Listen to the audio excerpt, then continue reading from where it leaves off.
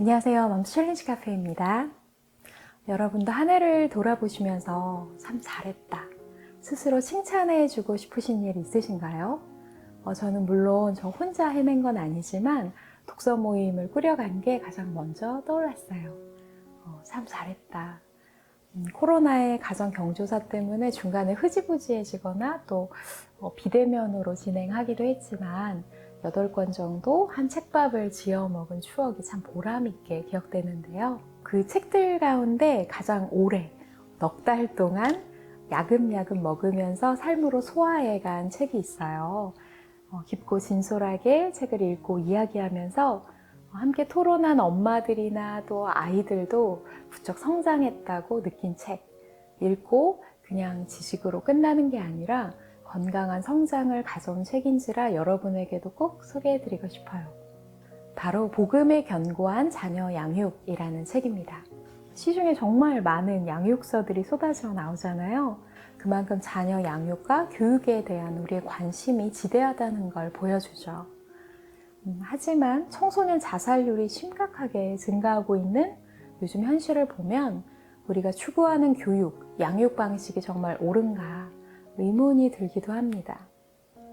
요즘 여러분과 자녀의 관계는 어떠신가요? 우리가 자녀를 대하는 방식은 정말 복음적일까요? 이 책은 복음적인 자녀 양육의 이론부터 무척 구체적인 실제 전략까지 나누고 있는데요. 제가 이 책에서 간단히 소개해드릴 내용은 이 책의 핵심 주제, 그리고 인상 깊었던 내용도 좀 발췌해드리고요. 이 책을 혼자 읽기보다 토론하며 함께 읽는 것이 왜 좋은지 이렇게 3가지에 대해서 말씀드리고 싶어요. 우선 첫 번째, 이 책의 핵심 주제는 가정이라는 모델은 하나님께서 이 세상을 선교하시기 위해 만드신 디자인이라는 것입니다. 그래서 하나님을 믿는 부모는 다른 어떤 사람을 전도하기보다 자녀를 제자 삼는 것이 우선이다. 부모가 자녀를 제자 삼지 않으면 세상이 자녀를 제자 삼을 것이다 라고 서론에 이야기하고 있죠. 한국의 경우 교회에 다니는 청소년 10명 중에 4명은 성인이 된 이후에 교회를 계속 다닐 생각이 없다고 하고요. 또 미국의 경우 기독교 가정에서 자란 자녀들이 성인이 되면 60에서 88%까지 교회를 떠난다는 안타까운 통계가 있는데요. 그 이유가 무엇일까요? 저자는 우리의 양육이 복음이 아닌 율법적이고 도덕적인 양육 방식 때문이라고 말합니다. 그리고 자녀의 마음을 노엽게 하는 부모의 죄가 양육의 가장 큰 장애물이라고 이야기합니다. 부모의 마음에 어떤 죄가 있을까요? 안락함의 우상, 존경의 우상, 보답의 우상, 성공의 우상, 통제의 우상. 부모의 마음이 하나님이 아닌 이런 죄악된 욕구에 지배당하면 가정은 그야말로 자녀와 전쟁터가 되는 거죠. 자녀를 가르치기 앞서 부모된 내가 이 5가지 우상에 지배당하고 있지는 않은지 우리의 마음을 먼저 돌아보는 게 필요하겠죠. 자, 그렇다면 어떻게 자녀를 제자 삼을 수 있을까요? 저자는 자녀의 행동이 아닌 마음을 다루는 것이 중요하다고 말합니다. 왜냐하면 모든 잘못된 행동은 죄악된 마음에서 나오니까요.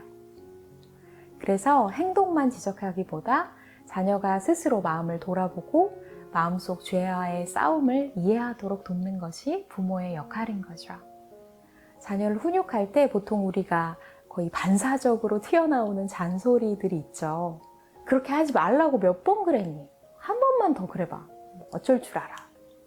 너무 자연스럽죠? 네. 이런 짜증 섞인 잔소리들이 있죠. 이런 이야기들을 가만히 살펴보면 행동에만 포커스를 두고 있잖아요. 이렇게 행동만 교정하려는 말들은 사실 별 효과가 없죠.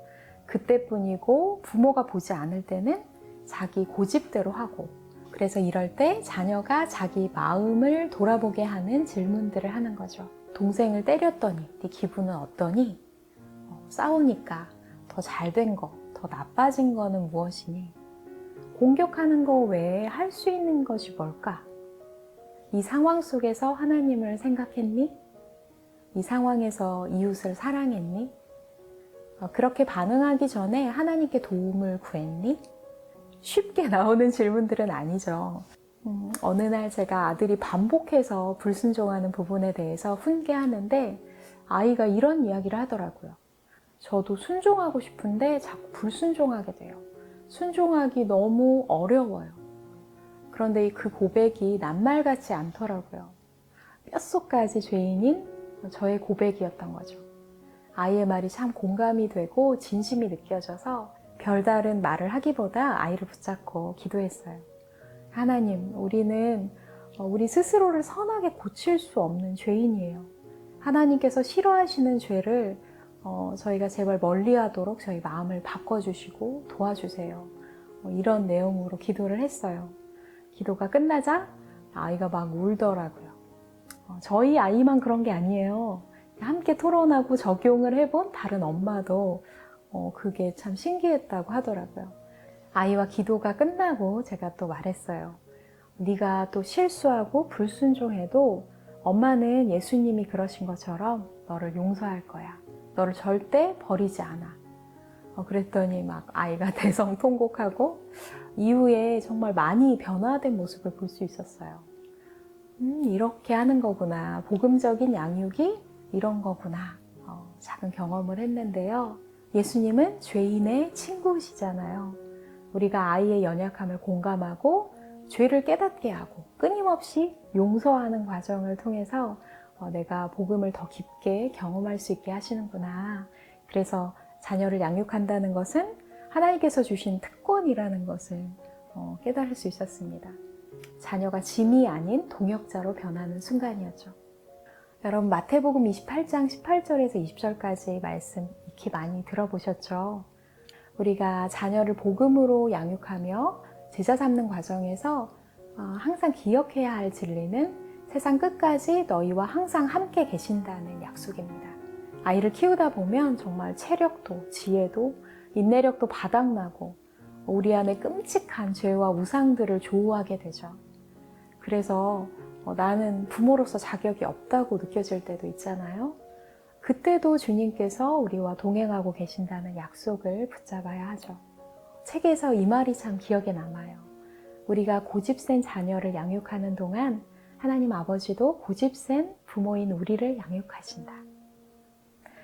이렇게 1부에서는 복음적인 자녀 양육의 이론, 2부에서는 실제를 다루고 있는데요.